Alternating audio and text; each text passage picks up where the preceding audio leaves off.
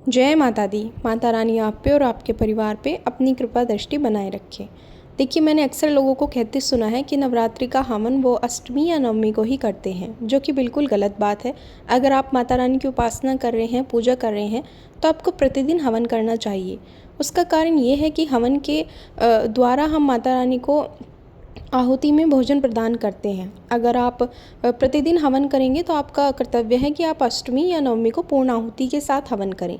लेकिन अगर आप अष्टमी या नवमी को ही सिर्फ हवन करेंगे तो उसका मतलब ये होता है कि आपने 9 दिन देवी को अपने घर रखा, पूजा, उनकी उपासना की, लेकिन आपने उनको भोजन जो है वो अंतिम दिन दिया, यानी कि अष्टमी या नवमी को दिया। तो ऐसा मान्यता जो है वो गलत है और प्रतिदिन हवन करना चाहिए। बेशक हवन आप छोटा कर सकते हैं।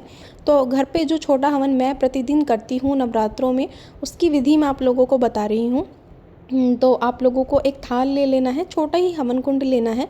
अगर आप 2 ले लेंगे तो आपके पूरे नवरात्रों में वो काम आ जाएंगे। आप ऐसे छोटे छोटे टुकड़े करके, यहाँ पे मैंने 2 टुकड़े डाले हैं हवन कुंड के अंदर, और इसमें मैंने बाहर जो है जो भी फूल आपके पास उपलब्ध हो वो बिछा दीजिए ताकि उससे सुगंध अच्छी आए, क्योंकि हम हवन करते हैं तो फल फूल की मान्यता अलग ही मानी जाती है। अब हम इसमें 2 लौंग के जोड़े रखेंगे। माता रानी को लौंग सुपारी अर्पित करेंगे अपनी तरफ से, क्योंकि ये माता रानी को सर्व प्रिय है। पान हुआ और सुपारी हुई, लौंग हुई, रौली हुई, ये सब माता रानी को बहुत ही ज़्यादा प्रसन्न करने का एक छोटा सा उपाय होता है। इसके बाद हम इसमें कपूर लेंगे और ध्यान रहे कि कपूर से ही माता रानी के हवन की जो है अग्नि वो आप प्रज्वलित करें। इसके बाद हम एक बादाम लेंगे। अब मैंने बादाम इसलिए लिया है कि जब आप पूर्ण आहुति देंगे, यानी अष्टमी अगर आपके घर पूजी जाती है या नवमी आपके घर पूजी जाती है, तो उस दिन जब आप पूर्ण आहुति देंगे हवन में, तो आप फिर उस दिन गोले का प्रयोग करेंगे। तो गोले का प्रयोग आप प्रतिदिन ना करके उस दिन प्रतिदिन आप सिर्फ एक बादाम का प्रयोग कर सकते हैं। फिर यहाँ पे मैंने सामग्री ले ली है। अब आपको सारी चीज़ें जो है वो सामग्री में ही मिल जाती है, तो आपको बाहर भटकने की ज़रूरत नहीं पड़ती, क्योंकि सब चीज़ें सामग्री में ही उपलब्ध होती है। इससे ज़्यादा आपको कुछ नहीं लेना। उसके बाद आप अपने पितरों का, अपनी माता रानी का, अपने पूर्वजों का, सबका ध्यान करते हुए घी की जो है चारों तरफ से घी की आहुति दे देंगे। और उसके बाद माता रानी का ध्यान करते हुए ओम ह्रीं क्लीं चामुंडाय विच्छय का जप करते हुए जो है अग्नि इसमें प्रज्वलित करेंगे।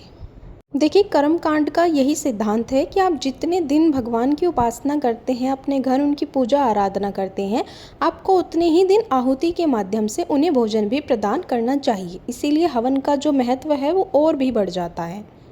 इसके बाद आपको माता रानी के मंत्रों की आहुति देनी है। आप बोलते रहें कि ओम ऐं ह्रीं क्लीं चामुंडाय विच्छय और फिर स्वाहा कह के आहुति देनी है।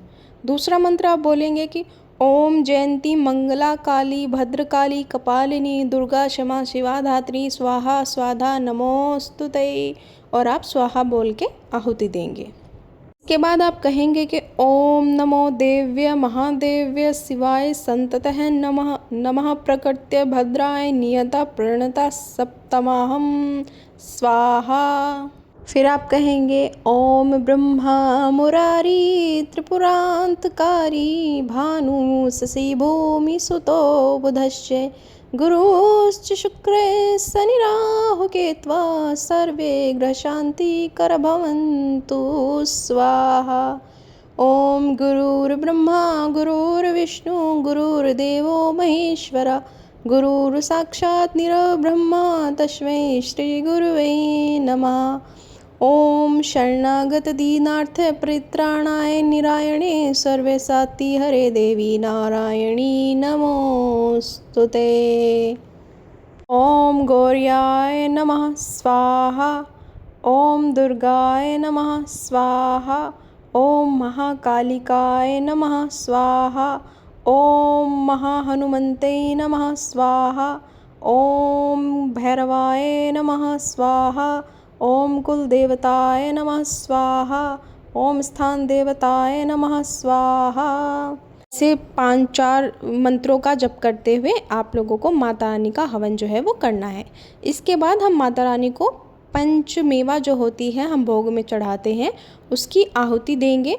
और आहुति देते वक्त हम जो मंत्र बोलेंगे वो यही होगा कि ओम दुर्गाय नमः स्वाहा, ऐसे आपका जो हवन है वो संपूर्ण हो जाएगा।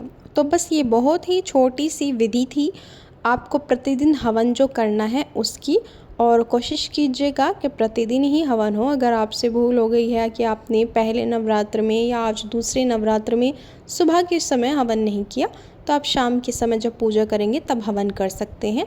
और जय माता दी बस।